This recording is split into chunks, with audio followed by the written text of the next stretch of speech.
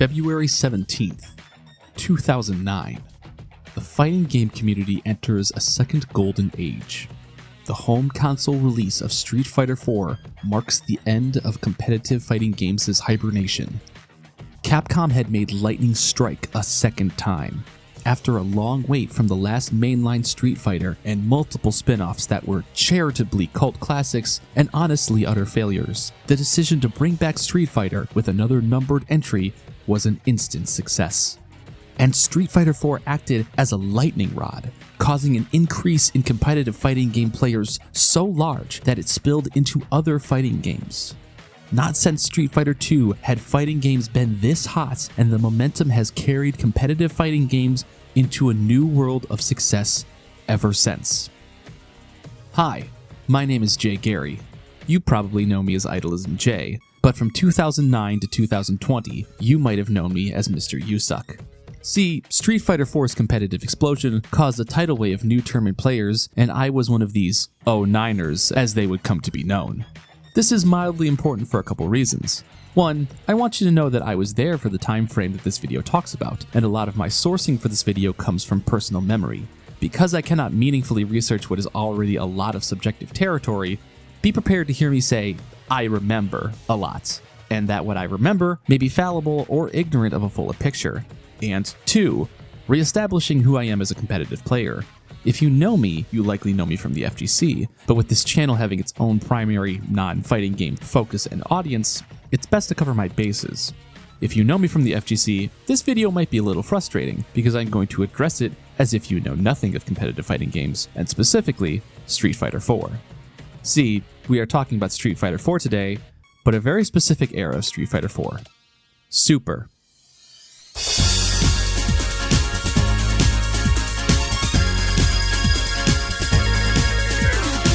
Street Fighter IV can be divided into 5 eras, based around 5 versions of the game. Street Fighter IV, Super Street Fighter IV, Super Street Fighter IV Arcade Edition, Super Street Fighter IV Arcade Edition 2012, and Ultra Street Fighter IV. There's also the original arcade version from 2008, but I'm neither from Japan nor a metropolitan enough area to ever have seen a cab, and really the explosion started here when everyone could actually get their hands on the game. Each of these versions have additional characters, mechanics, or balance changes, leading to 5 distinct competitive environments. Now, in a competitive setting, it would be most wise to find a dominant strategy which you would achieve victory with. We can kind of stick a pin in this as it's much more nuanced than that, but generally speaking, the cream rises to the top. In fighting games, this creates a desire to find what character is top tier, the strongest among the pack. And also maybe find the low tiers so you can avoid making a mistake. Competition is remembered historically for those that dominated in that time. Take, for example, Jace the Mind Sculptor and Stoneforge Mystic in Magic the Gathering, or the Chicago Bulls in the 1990s. Fighting games in Street Fighter IV are no exception. Vanilla is remembered for Sagat, a character with incredible fireballs, anti-airs, and damage beyond what the rest of the roster could muster. And to a lesser extent, Akuma, who had powerful looping mix-ups and could loop fucking far roundhouse into stand jab, and Ryu with his fucking trade DP into Ultra and general existence being incredibly good. Arcade Edition is remembered for Yun, a purposefully overpowered new addition that had almost every tool imaginable and it was in control of almost every situation. And to a lesser extent, Yang and Fei, who I remember being dubbed in their totality Hong Kong tier. AE 2012 is remembered for fucking Cammy, whose great mobility, excellent pressure, and EX Cannon Spike dominated the game, and to a lesser extent Fei, whose grounded neutral game was still incredibly strong, Akuma, Seth, Adon, and then I mentioned fucking Cammy.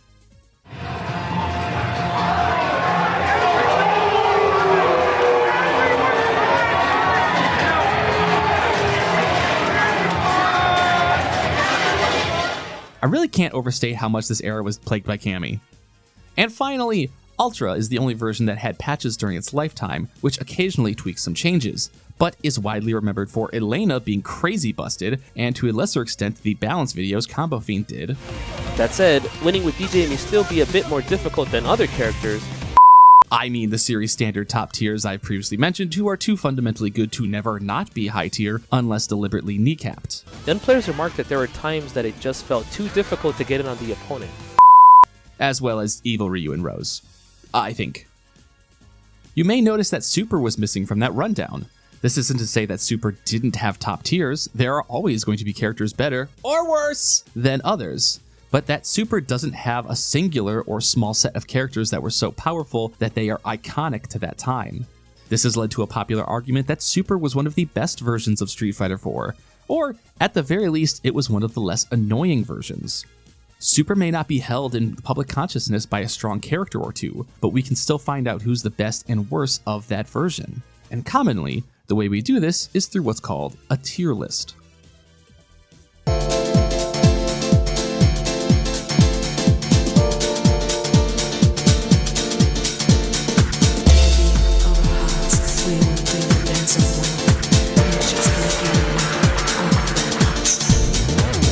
You know what a tier list is, and if you don't, yes you do. You've probably seen a million of these, from tier lists of favorite Danganronpa characters to tier lists for favorite breakfast foods. Let's take a look at this one. As you can see here, this tier list has my opinion as based, and your opinion as cringe. Scientifically proven, by the way. Another, more detailed style is what I call a power chart. This chart not only places characters on a y-axis in terms of relative strength, but also an x-axis for how well-rounded or specialized a character may be. For example, let's take a look at the Advanced Variable Geo2 tier list and how it's represented as a power chart. If we look at the top 4 characters, Kaori, Satomi, Ayako, and Chiho, we can see why they are presented as ordered within S tier. Kaori is just a little bit higher than the others. Satomi and Ayako are right next to each other and both seen as very well rounded. And Chiho is ever so slightly lower than the others and also deemed to have more faults despite her otherwise overwhelming strengths compared to the rest of the cast. While the power chart tier list does not inherently tell you why these characters are the way they are, it is more nuanced than just, this character is stronger than this character and they are both stronger than this character. Now, tier lists are inherently subjective. There is no real standard of how to objectively quantify strength among a cast unless it is so overwhelmingly obvious. The problem, if you will, with this power ranking and power chart is that they are just perceptions of the competitive landscape of a game. There can be explanations given. Once again, the Advanced Variable Geo2 tier list does have reasons for why every character is where they are, but it's not like there is any math or scientific process behind these rankings. This is where a tier list I believe unique to fighting games enters the fray, the matchup chart. The matchup chart attempts to add a bit of objective process to finding out the strength of characters in a fighting game roster by proposing a hypothetical situation. If character A and character B, both being controlled by players of equal talent, fought 10 times, how many times would each character win? By trying to take the player versus player interaction out of fighting games, we are left with the character tools interacting with each other and seeing what the outcome might be. For example, this Third Strike matchup chart printed in Arcadia magazine sometime in the early to mid 2000s shows that Ryu versus Oro is a 5-5 matchup. This is to say that when these character kits square off against each other on equal footing, there is no reason to believe one character has an inherent advantage over the other. In 10 fights, each character would win 5. So a 6-4 matchup would have one character slightly advantaged and the other slightly disadvantaged. A 7-3 matchup even more so. Same for an 8-2 or a 9-1 or even the mythical 10-0. But these lopsided matchups are exponentially rarer. For example, in the vanilla Street Fighter IV, Seth vs Zangief was an extremely bad matchup for Zangief. Seth's projectile, jumping heavy punch, and nearly recoveryless teleport made it almost impossible for Zangief to ever get in range to run his grappler game. I think this was commonly seen as 9-1 for Seth. Can't remember exactly, but I remember it being described as, quote, more free than Sunday parking. We could also look at Shiva in Mortal Kombat 9, a character so bad that she has a bushel of 8-2 matchups against her and can't even scrounge together an even 5-5 matchup. Shiva is so bad that she's not F tiered, she's F tier. While these are extreme examples of matchups, the more practical use of this system is to compare their individual spread against the rest of the cast. In theory, the character with the most advantageous spread would be the best character in the game, as they are most likely to encounter matchups they are favored in, and least likely to fight uphill battles against characters who counter them. Not to make another tangent. Hey, this is my video and I'll get to the point when I damn well fucking please. Thank you. Anyways, in theory, this idea of charting matchup spreads to find the best character sounds good in practice, but sometimes isn't accurate in execution. My all-time favorite tier list is the one that used to be on the Shoryuken, now Super Combo, wiki for Third Strike. This tier list, based primarily on that Arcadia chart I showed earlier, has one listing for character strength overall, and then a second listing for character strength scaled for tournament play. This secondary list proposes that a flat addition of advantage across the entire cast could artificially increase your spread through advantageous matchups that are kinda not relevant in a tournament setting. In short, it doesn't matter how hard you bodybag Remy. It's Remy. Everybody is going to bodybag him, and no one is impressed if you bodybag him a little harder than other people because you're not going to see very many Remys in tournaments. What is more important is how you deal with Chun-Li, because you can bet your house she's going to show up to terrorize you. So this second listing takes everyone's matchups against what they deem the 4 most frequent top tiers in tournament at that time, Yun, Chun-Li, Ken, and Makoto, and readjusts the tier list based on that. You can see that Yang has fallen and Yuri and Inakuma have risen, which absolutely feels like a more relevant snapshot of tournament level third strike. Anyways, now that any fighting game person is bored to tears and struggling to stay awake after hearing so much about what they already know, let's try to take a look at the tier list for Super and suss out what the competitive landscape looked like.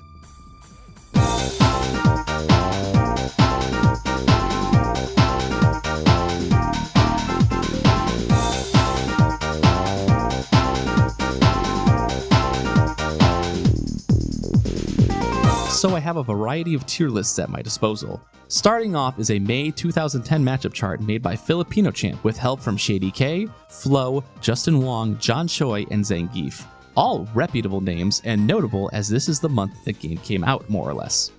An unsourced July 2010 matchup chart, an August 2010 chart again made by Filipino Champ, and an October 2010 matchup chart courtesy of the Japanese FGC Wiki. Up front, it should be mentioned that these charts should probably scale in importance by date, as the longer the game is out, the more people are going to know and, in theory, make more accurate rankings. But who cares? Let's look at some spreadsheets and have fun like normal people. By looking over the 4 charts presented, the results are, they are, not conclusive. Unlike Vanilla, where the charts are routinely understanding that these Sagat, Ryu, Boxer, Akuma, and Rufus fellows are quite good, the outlook on Super shuffles from list to list. Top 1 is different on each list, going from Rufus to Chun to Guile and then Honda. It's not like those immediately under the first rank are concretely placed either. So let's attempt to get an aggregate going. I'm going to take the high tiers of each list, specifically the top 9 placements, and assign a number value based on where they are. Across all their appearances, the characters with the overall highest number should have an argument for being the strongest. Once again, this is bootleg math based on entirely subjective opinions, but we're here to have fun, right? We're having so much fun, aren't we? Hello?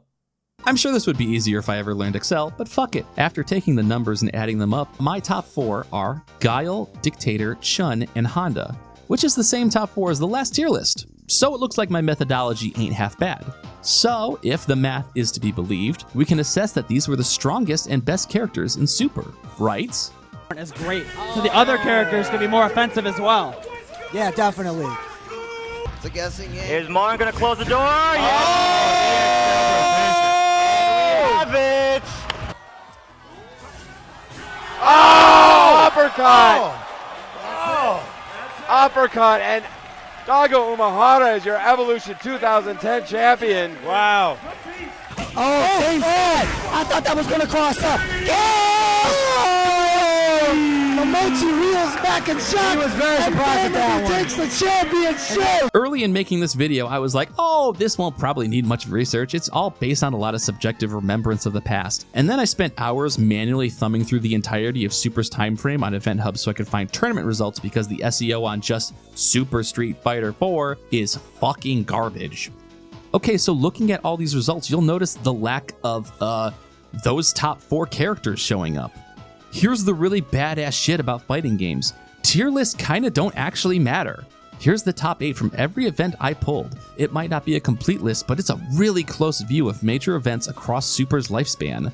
Of the characters represented, here are the times you see the supposed top 4 we found. Interesting, isn't it? Why aren't they placing higher and winning more? In Dota, the meta-relevant threats are constantly seeing play or being banned. In TCGs, the best decks are the ones dominating the landscape and shifting the meta around themselves. In fighting games, that's not necessarily the case. Remember what I said about how character matchups are defined? How it assumes that players are on equal skill levels? Well, in practice, players are not on fucking equal skill levels. That Rufus you see everywhere, that's Justin Wong, who took home first in multiple events and placed highly in almost all the rest. Justin Wong is to the American fighting game scene what Daigo Umehara is to the Japanese scene. He is a community pillar that stands as one of the most talented to ever lay hands on the sticks across multiple games and multiple eras. In this match at EC2, the commentators are not even paying attention to the action. They are busy talking about Justin because at that time, that's how dominant and revered Justin was. In terms of, all right, so in terms is Justin going to win again? Is Justin just going to keep taking titles in North America? Is anyone actually going to beat him? yes. Is anyone actually going to beat him? I would say right now, no. When Justin's not on screen, everyone is asking, where's Justin? So in short, he can play whoever the fuck he wants, because the chances are if you're stepping up to him in Super, the playing field is not equal. No disrespect to the other names that frequent these lists, there are a lot of talented killers and many of them did win over Justin. A lateral symptom of this is that because you do not inherently need to play the best theoretical characters to win tournaments, fighting game players usually stick to the characters who feel the best in their hands. If Guile is the best in the game, but you do not want to play a zoning dominant charge character, then you are likely going to be more effective playing someone who allows you to better express your strengths, especially if you are already certain you're multiple levels more skilled than your opposition. Because of this, there is an interesting view into the game where maybe those top 4 characters were the best, but the tournaments were being run by top players and the characters they find themselves most loyal to. Like, a lot of these players became iconically linked with their character of choice for many versions of Street Fighter IV. When you think Justin Wong and Ricky Ortiz, you think Rufus. When you think Alex Valle and Daigo Umehara, you think Ryu. When you think Filipino Champ, you think Dalsum. When you think Wolfprone, you think Sea Viper. When you think Tokido, you think Akuma. And I hope I don't need to tell you who PR Rog and Vangeef are linked to. I know I'm just circling a point here more than making my way to it directly, but fighting games are complicated to talk about. We'll get there. Anyone already familiar with this game is currently honk, shoo, me mode over in the corner. What I'm trying to impress is that the strength of a character and the strength of a player are two separate values that do not always line up. Sometimes they do line up. When Arcade Edition was first releasing, it was a big fucking deal that Daigo was moving off of Ryu and playing Yun. Daigo felt like the main character of fighting games, and it was too perfect, too poetic that he played Ryu, the main character of Street Fighter. But even Ryu, with all his tools, was not as good as AE Yun, so Daigo switched. But looking at Super, they absolutely did not, and maybe that's because as good as the supposed top 4 was, there was no Vanilla Sagat, AE Yun, or Ultra Olena. Or maybe it's something else.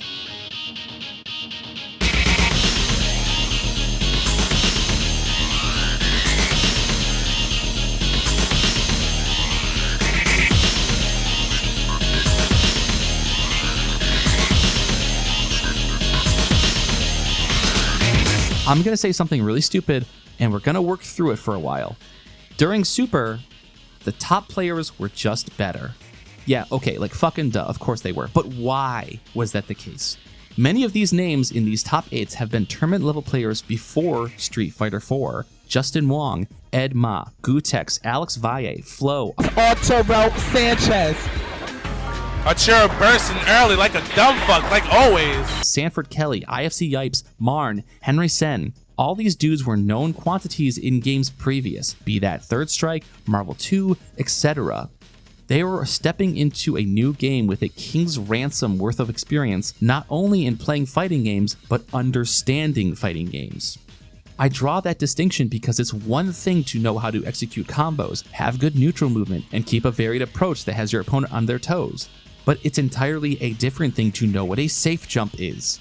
What the hell is a safe jump? A safe jump is a jump and attack on the opponent's wake up that connects if they decide to block, but if they attempt to reversal it with a Shoryuken or the like, the jump in attack will land and recover before their reversal activates. This creates a scenario where you win either way. Your attack either hits or is blocked, giving you the combo or pressure, Or they attempt to reversal you and you block it and score a nasty punish on them. Sounds cool, right? One problem. The year is 2010 and where the fuck are you gonna learn about this? Do you think the game is gonna teach you about safe jumps? Get the fuck out of here. The game can't even tell you that some of the combos only work if you link normals instead of chaining them. This game isn't gonna teach you shit from shit. You have to find that information on your own. You gotta know that Shoryuken.com is a website for competitive fighting games, that there is an active forum community, go to the channel for your character, and maybe that information is on a post somewhere in there. Maybe. How are you supposed to learn about things that you don't know exist? Because it's not like safe jumps are an outlier. Frame traps are sequences where the gap between two of your buttons is large enough for your opponent to press their own, but the gap is tight enough where it never fully comes out and you get a counter hit off of them. Fuzzy attacks are a hitbox interaction where after forcing an opponent to block high, their hitbox will not shrink when they crouch block, meaning you can instant overhead them with an attack that would not normally connect when they crouch.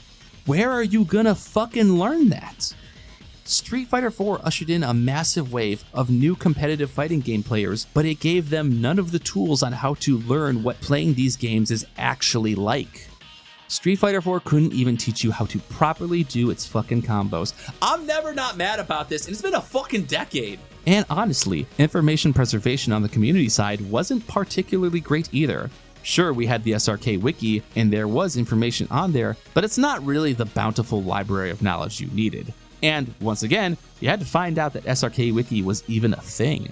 The FGC was nowhere near as interconnected as we are now. To get better at the game, you needed to grind, learn, adapt, but most importantly, have other people, either online or offline, that could share information with you. And it's not like this is exactly unique to Street Fighter IV. I want to say I remember a Seth Killian write-up, maybe a Domination 101, but maybe something else, where he talked about Street Fighter II players thinking jump fierce in a crouching roundhouse might not be a combo. Maybe you could block the crouch roundhouse if you blocked, quote, fast enough. Fighting games are complex and sometimes incomprehensible, so just looking at what's happening on the screen isn't always the full picture that you can learn from. Take for example nowadays, there has been some belly aching over the years that Street Fighter V and Guilty Gear are too simple. I saw this more levied at Street Fighter V as those Titan-esque names from Street Fighter's past were getting upset in bracket more and more, with complaints that the game was fashioned in such a way that like, the better person wouldn't win or something. And I'm not going to go defend Street Fighter V in my free time, but I think what is a more relevant shift in the wins is that we are so much better about information sharing than we used to be. The majority of the FGC is on Twitter, where setups and tech are frequently shared. Community and game discords allow for players to better find, learn, and play with their peers. We have an unbelievably healthy wiki editing scene. For example, this is what the SRK wiki for Super Street Fighter IV looked like, and this is what the wiki for Street Fighter VI looks like. It doesn't have to take that long to learn and grow anymore. We have so many more tools now that we didn't have back then. EVO 2022 saw Umisho win the Guilty Gear Strive tournament, and while she had a background in competitive gaming thanks to Overwatch, Umisho had only been playing fighting games competitively for roughly a year. Roughly a year, and you are able to win the worldwide Super Bowl of fighting games. We live in completely different times. So, what of Super? That's what interests me about it. What was Super, really? We can look at what it should have been, and we can look at what it actually was, but we can never go back. If there was a massive revival movement for Super, it would probably look like a completely different game. Towards the end of Super, it was found that unblockables existed, a setup on the opponent's wake-up that would make the attack hit in front if you blocked one way, and in the back if you blocked the other. Unless you timed the correct direction to block with frame 1 precision, you were getting hits.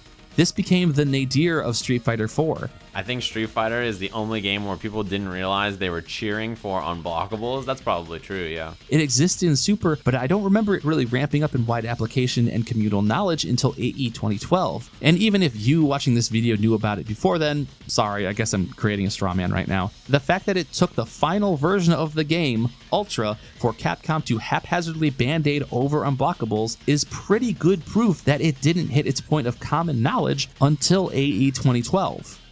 But looking at Super today and backporting that knowledge, how different does the game look? It's possible that it, alongside other tools we learned as the game advanced, like 4-button OSs, could shift what Super looked like today. But I'm more interested in the Super of yesteryear. What does that Super really look like?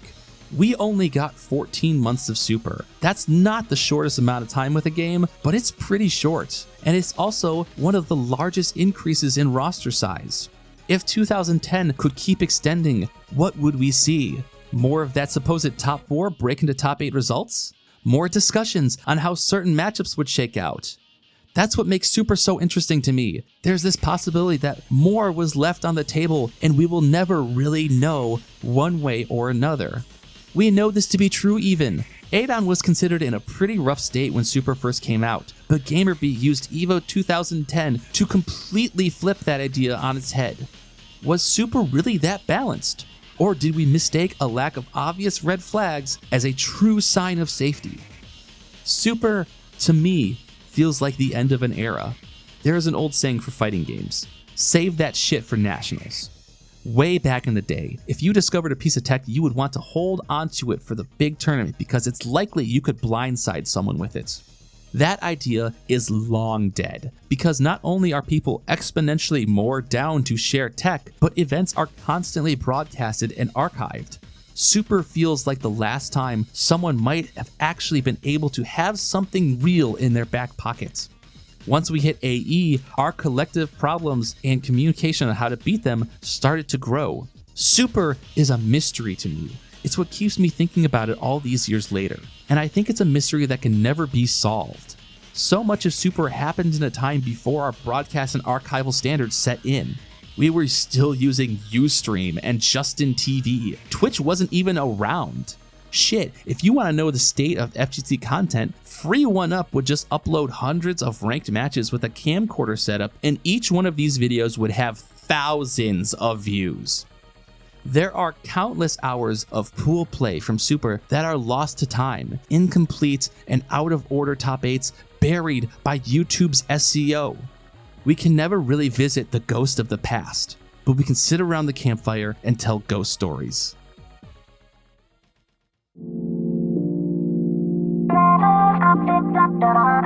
So, let's tell stories. Hi, my name is Jay Gary. You probably know me as Idolism Jay, but from 2009 to 2020, you might have known me as Mr. You Suck. See, Street Fighter 4's competitive explosion caused a tidal wave of new tournament players, and I was one of these 09ers, as they would come to be known. This is mildly important for a couple reasons.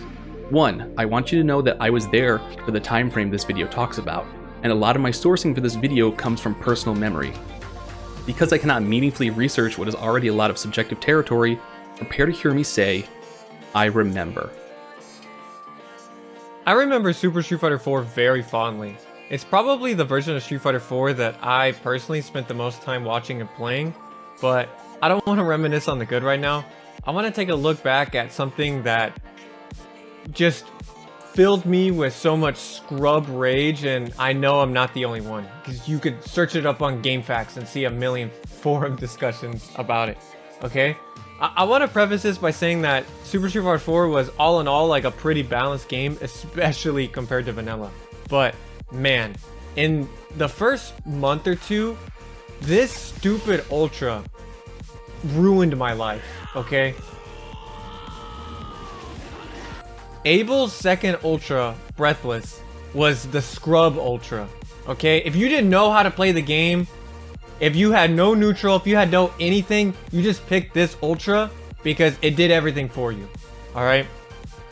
It's a almost full screen command grab, which means it's unblockable. It goes super fast. It can be held for like 10 hours or something. It can be canceled from, and it had a hit of armor for some reason.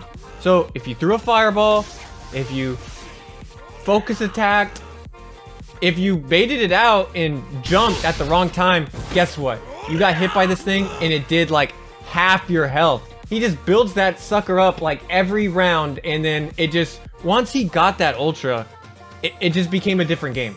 You couldn't play Street Fighter 4 against this character, because at any moment he could just pop this and you have to respect it.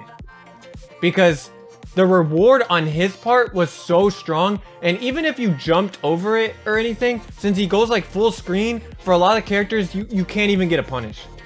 But to be fair, it was just like a scrub Ultra. I think most good Able players were picking Ultra 1 after the first month or so when people started to figure this Ultra out. And Capcom eventually did nerf it by taking away the armor on startup and making the startup just slower in general.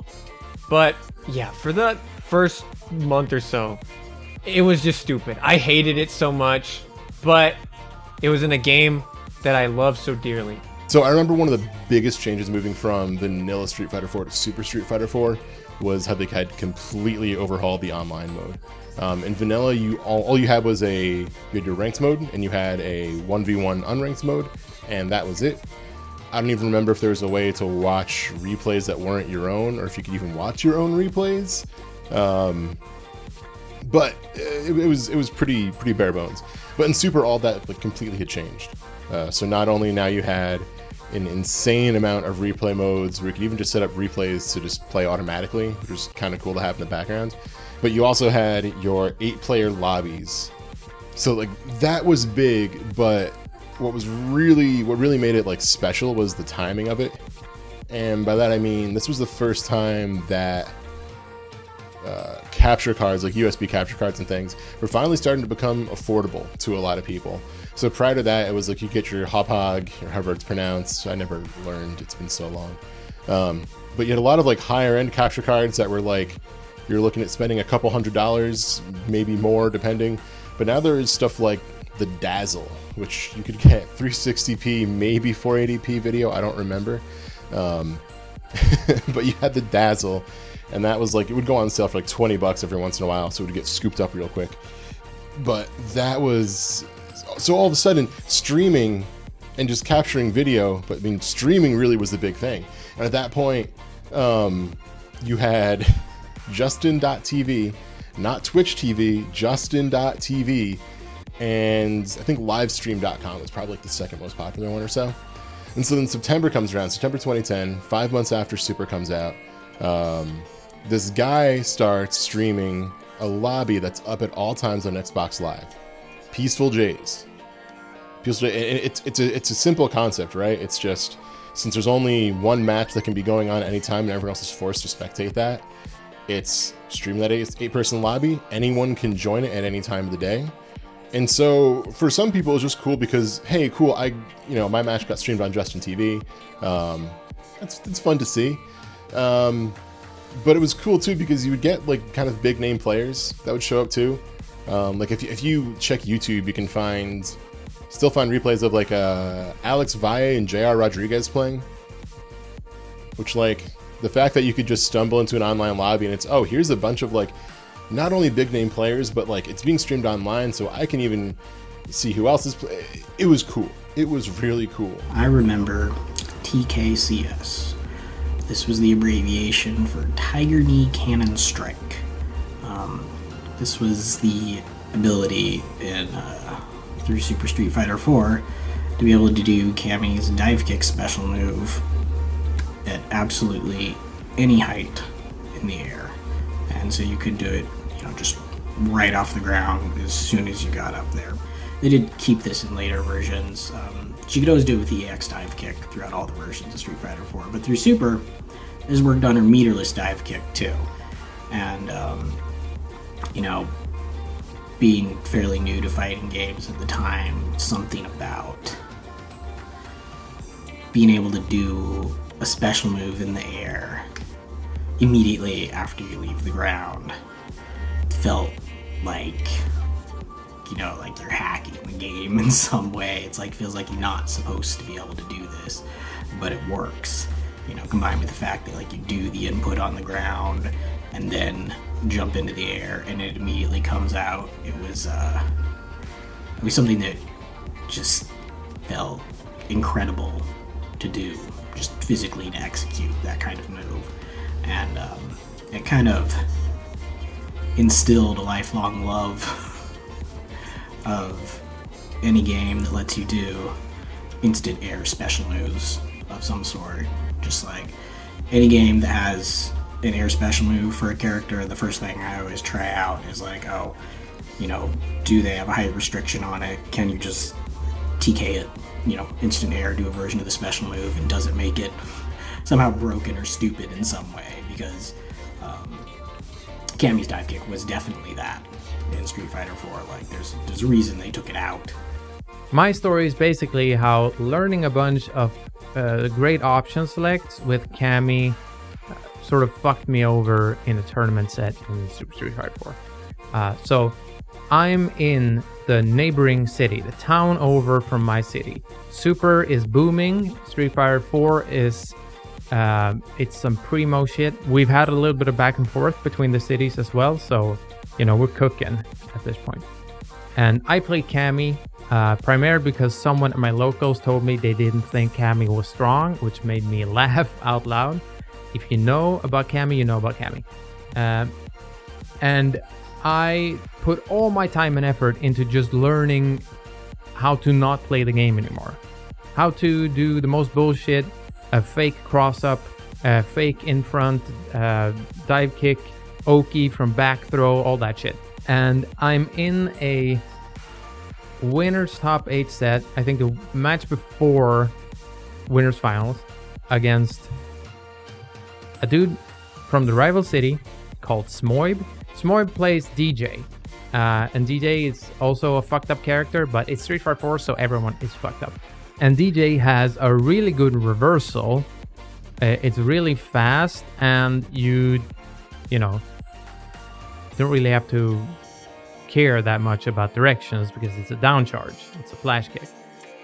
So it's kind of sketchy if you haven't labbed it, but thankfully I have. So I know my dive kick setups versus DJ.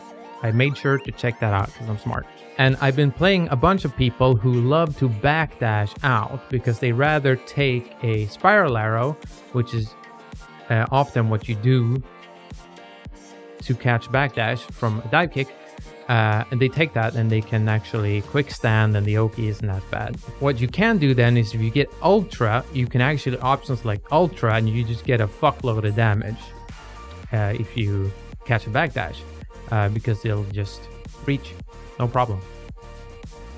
Problem is, if you option select Ultra versus DJ, and he does EX up kicks, which, you know, you're a good Cammy player, you specifically lab to make it whiff. Your Ultra will go underneath DJ because he stays up in the air and does those kicks. Hey, hey, hey. It'll go under him, he'll recover, and he'll fuck you up, and you'll get put into losers. I remember GamerB and Justin Wong at EVO 2010. And like, who doesn't remember this? This is one of the most famous matches of the Super era. Because GamerB beats Justin Wong at EVO to stop him from getting into top 8, which was absolutely inconceivable at the time. This was unthinkable that Justin wouldn't make top 8 at EVO. And it's all because of GamerB, who was rocking Adon, and Adon was not seen as a good character at that point. You can check the tier lists. He was not deemed good. He was in the bottom quarter at least. So I remember being with Vince, my best friend, and after GamerB beat Adon, after GamerB beat Justin, wow. We ran to SRK and we booted up the Adon channel because there was a function at the SRK forums where it would show you how many active users were like watching a thread. And because he just beat Justin, there was like 44 or something people looking at the Adon thread because no one knew anything about this character. There was a complete blindside, and there was a lot of Adons afterwards, myself included, because I was an Adon player for the rest of Street Fighter 4 after that match. So there's one other story I have that I remember that I was kind of hesitating about if I was going to tell or not, but I'm going to go for it. So this was actually a month before Super Street Fighter 4 came out. This was March 2010 at Penny Arcade Expo East in Boston. And there's a casual gaming setup there, and there's some like Street Fighter 4 setup, blah blah blah. And so I had my stick with me, so I'm sure, why not? I'll plug that in. I'll play a couple games. And then eventually, like, oh, there's Markman. Markman's here asking about my stick. That's kind of neat. And then, oh, hey, Seth Killian's here, the Capcom community manager. That's cool. Oh, wait, Seth has a dev kit with him, and it's got a build of Super Street Fighter 4 on it, so we're plugging that in instead. So we did, and we played Super Street Fighter 4 a month before it came out, which was already cool enough, and because, you know, it has like twice the amount of cast members that Vanilla had, about there at least. I could be wrong, but I'm pretty sure it's about double. We're playing, and then eventually, like, okay, well, oh, a bunch of like people that maybe are a bit more well known in the community start coming out. So all of a sudden, Justin Wong is there, and he's playing people on Super Street Fighter 4 as well. And then eventually, like, okay, I'm gonna sit down, I'm gonna play Justin, and you know, whatever. I don't really have any big expectations. He's probably one of the best, if not the best player in the country right now. Setting myself up, if you can tell. So we both pick Adon, and I was like, oh, I wanted to play Adon too. This is kind of cool, because we're both kind of learning the character at the same time. We play, and we're going back and forth. We're asking some questions while we're doing stuff. And I end up beating Justin Wong, and immediately he's like, Adon's ass. Or rather, no, I think it was one of his friends who was like off camera, was like, Adon's ass, right? He's bad? He's like, yeah, Adon's ass. And I'm just like, man, you're really making excuses about this? Like, this is so casual, and really, dog? So whatever. And so I find out later on that I thought it was just being like streamed or something. It was actually being recorded, and that recording got put up on YouTube. That recording is still up on YouTube to this day. This video was extremely melancholic to make. Looking back on Super, on 2010, on a time where I wasn't even of drinking age, was kinda bittersweet. It's such a different world from today, and I got to live through it. There's no such thing as being able to go back then with what you knew now, but part of me still wishes I could. In my King of Fighters video, people kept airballing how I felt about the game, among other things. So let me spell it out plainly. I fucking hate Street Fighter 4. I hate the systems, I hate focus attack, I hate the unblockables, I hate the years spent in the Bally's Total Fitness sounding training room. Man, I played this game from vanilla to ultra, and I fucking hated it. But even if I still dislike playing the game, I feel nothing but privileged to have been around during its run, to have seen so many iconic moments in the game happen, and just to exist in a culture that would one day disappear.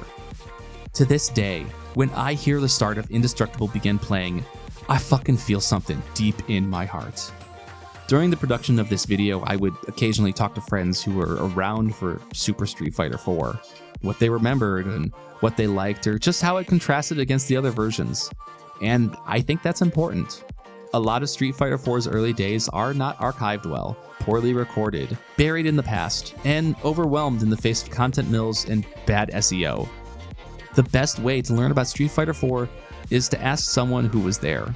They all have stories, and that's how we can keep parts of the FGC culture and history alive. So, thank you for spending your time listening to a bit of my story.